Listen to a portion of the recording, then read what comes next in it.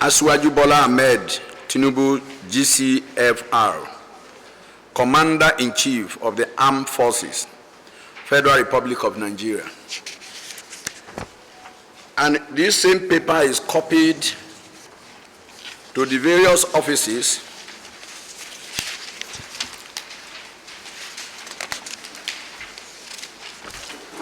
which include the Senate President, National Assembly, Abuja, the Speaker, Federal House of Representatives, Abuja, the Minister of Justice and Attorney General of the Federation, Abuja. However, we invite you here today, the press, to hear our own side of the issue that's been going on, which in particular you, the press, may not have gotten the real facts of. And today, we are now putting our own side of the story to the public and for enlightenment, for a better understanding. Therefore, may I start from what we refer to as historical background of the persecution of Ebira people, now dressed in the cloak of EFCC prosecution of former Governor Yahaya Bello. We are constrained to bring to this attention of Your Excellency that the whole dust raised by the infamous EFCC stroke former Governor Yahaya Bello saga has its roots in the ethnic complexity and political servant-master relationship that bedeviled our dear Kogi state since its creation in 1991. Our worry is the way a supposed important organ of the federal government of Nigeria, like the EFCC, got enmeshed in the whole conundrum that is capable of tarnishing the image of the good work of the present administration, led by your humble self. Before we go further to acquaint Your Excellency with the historical perspective of the whole issue, it will suffice to let you into the roles played by our Igala brothers at the beginning of the drama of the so-called EFCC case, with the attendant probable fear that former Governor Yahaya Bello may be submitting himself to the guillotine if he is taken into EFCC custody.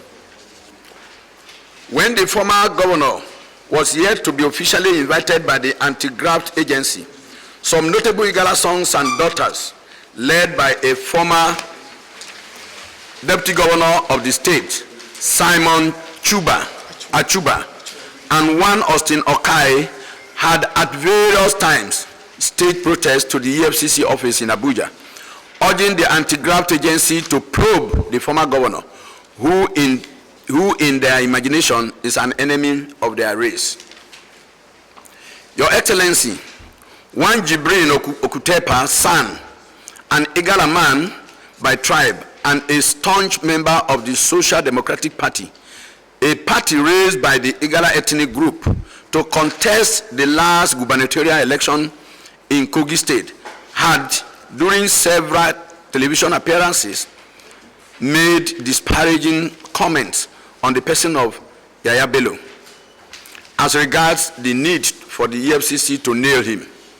Your Excellency may wish to note that this politician in the cloak of a lawyer is one of the sons hired by the EFCC to do the ethnic agenda of eliminating Yahaya Bello. He was the lawyer that filed the charge against the former governor on behalf of the agency. It will interest you to note, sir, that upon the judgment of the Supreme Court affirming the victory of Alhaji Usman Ododo as the duly elected governor of Kogi State, the defeated SDP candidate Muri Ajaka issued a statement saying that now that, I quote, "Now that the election case is over, he will exert his energy on how to bring Yahaya Bello to book by the EFCC. If we may ask, Your Excellency, when has it become the duty of a defeated candidate of a party to tell the EFCC what to do with a graft case or an accused person? It may also interest His Excellency to note that the former governor is a firm believer in the rule of law and can never run away from it. But the whole gamut of these orchestrated ethnic prejudice, historical perspective of his coming to power that demystify the age-long belief that the seat of power of Kogi State was the exclusive reserve of one ethnic group, and the modus operandi of the EFCC are making discerning minds believe that Yahaya Bello's life is not safe in the hands of the EFCC. Permit us also, Your Excellency, to go a little down memory lane with regard to the historical perspective of the struggle for equity, for equality, for Kogi since the creation of the state. Kogi State was created in 1991 by General Ibrahim Babangida military administration at the instance of the Ebira people of Kogi Central, Oku of Kogi West from Kwara State. The administration of Babangida brought in the Igalas of Kogi East, who failed to get their demanded Okura State from Benue State. This major ethnic group, Your Excellency, have lived together harmoniously in the colonial days of Kaba Province and early days of Old Kwara. The sense of brotherhood of being one's brother's keeper made the political gladiators of the Central and West, in the person of Alhaji Adamuata, former governor of Old Kwara, late Senator A.T. Ahmed, Alhaji Usman Obatemi, Chief S.B. Daninyo, Chief Sunday Awoni, and others too numerous to mention here, to take a decision to concede the first governorship slot to Kogi East, since an Ebira man in the person of Adamu Atta has had the opportunity of governing Kwara State, while their Igala brothers were denied the opportunity in Benue. In Benue, yes. This was the reason the two parties, National Republic Convention NRC and Social Democratic Party SDP, and had Prince Audu Abubakar and Dr. Stephen Achema, all Igala, as the party's gubernatorial candidates in that election.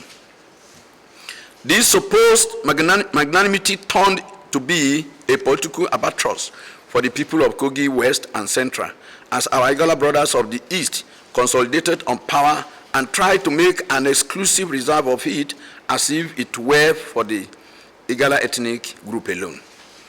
Prince Abubakar Audu, who emerged as the first civilian governor of Kogi State, ruled the state for 6 years, between 1992 to 1993, and 1999 to 2003. Audu was succeeded by Alhaji Ibrahim Idris between 2003 to 2008 and 2008 to 2012, while Captain Wada Idris took over from 2012 to 2016. This, in addition to the rulership of the first military administrator, Colonel Danladi Zakari, between 1991 and 1992, made it a total of 21 years of Igala ethnic hegemony over Kogi State, to the detriment of the Ebira and Okun. From the foregoing, you will agree with us that the leadership change that occurred in 2016 and the eventual emergence of Governor Yahaya Bello, and Ebira by tribe from Kogi Central was divine. But our Igala brothers have taken this as a hard to be forgiven sin by the former governor for the role God used him to play to actualize power rotation in the state. Contrary to the false narratives being put out in the media about the performance of former Governor Yahaya Bello, we make bold to say, sir, that he had unequal and exemplary achievement, all geared towards healing the wounds and uniting the people of the state. You may wish to see some of the highlights of the verifiable human and infrastructural developmental achievement aimed at uniting our people as follows.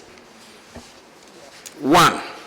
For the first time in the history of the state, he chose his chief of staff from outside his ethnic group in the person of Mr. Edward Onoja from Igala. Hitherto, such positions were only from the governor's ethnic group or from his local government. 2. Rebuild the Igala Unity House, which was abandoned for over 50 years. Women and youth economic and political development ever witnessed across the state. He obtained the World Bank grant to construct and arrest the devastating erosion problems in Igala land and Lokoja Township riverline water structural embankment. Construction and rehabilitation of abandoned rural and township road in Igala land, including the roads leading to former Governor Ibrahim Idris and Wada Idris villages. He built and equipped the teaching hospital of Prince Abubakar Audu University in Igala land. Provision, installation, and lightening up of Igala communities that were not connected to the national grid. Supported the president's appointment of Honorable Shaibu Abubakar Audu as Minister of the Federal Republic from Igala. Aside from his nomination of Professor Ocheni of same Igala as minister during his first tenure, this was a taboo in the past. You may wish to note here that except during the administration of former President Olusegun Obasanjo, when he appointed Chief Bayo Ojo, Professor Eitayo Lambo, and Chief Kola Jamodu as ministers from Kogi West, when Audu was governor, under other successive Igala governors, Yahaya Bello established additional 2 functional state universities in Kogi Central and Kogi West. He revisited and reclaimed the Kogi State oil producing area in Igala land that was ceded to Southeast by former President Goodluck Jonathan under former Governor Ibrahim Idris, and this made Kogi State the 10th oil producing state in Nigeria. Your Excellency may wish to recall the efforts of former Governor GYB, that is FGYB, when he collaborated with other like minds to stop the suffering of Nigerian masses during the naira currency redesign, which would have had negative impact on the presidential election at the time.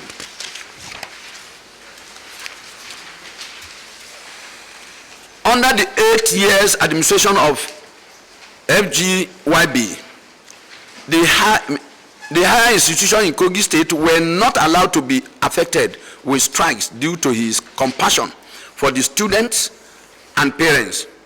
We wonder if all these are crimes and we are at a loss why EFCC, a government institution, is being used to persecute him with a view to eliminating him at all costs.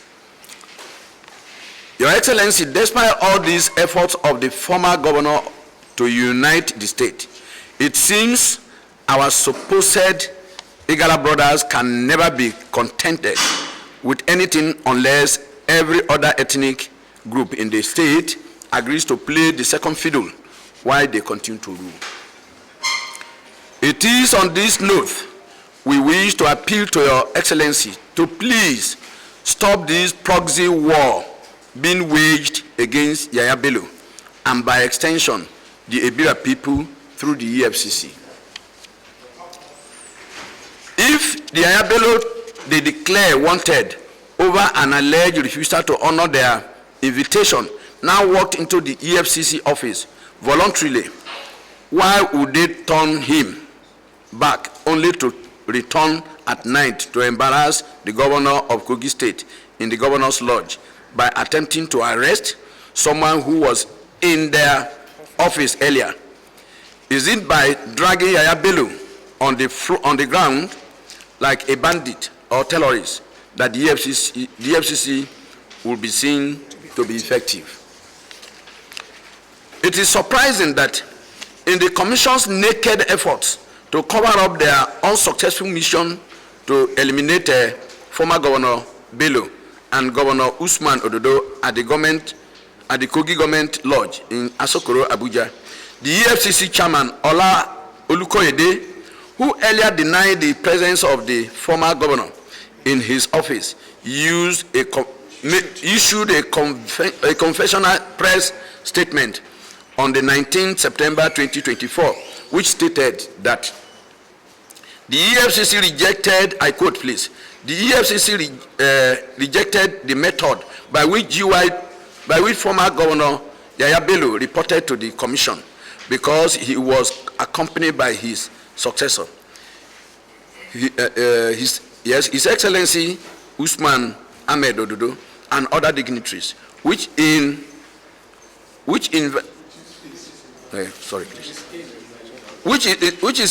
in violation of its invitation protocol. Hence, the chairman directed that no official of the commission should attend to him and asked him to go home until they called him, but only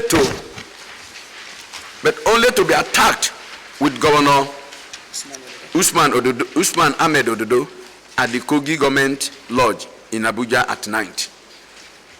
However, the same EFCC received former Governor Ayodele Peter Fayose of Ekiti State in company of Governor Nielsen Wike, Femi Fani-Kayode, Professor Mike Ozokome's son, and other dignitaries to the EFCC office. This unprofessional handling of former Governor Yahaya Bello by the EFCC under Ola Olukoyede is pushing us to nurse the fear that the life of the former governor will not be safe having him in EFCC custody. Hence, our appeal to you to wade into the matter to ensure that the right things are done. Sir, if this action of the EFCC are not checked, we might be left with no other option than to put the international communities, civil society organizations in and outside Nigeria on notice about the unprofessional conduct of the EFCC. The agency will be held responsible if anything untoward happened to former Governor Yahaya Bello. Your Excellency, we want to strongly suggest that the Commission should be monitored closely to ensure that its operations do not put spanner into the efforts of rebuilding the country that Your Excellency is carrying on. We have absolute confidence in Your Excellency's ability to resolve this matter expeditiously and give respite and hope to former Governor Yahaya Bello, his family, the Ibira people, Kogi State, and Nigeria by extension. Accept our highest regards for the office and exalted position of Mr. President, sir.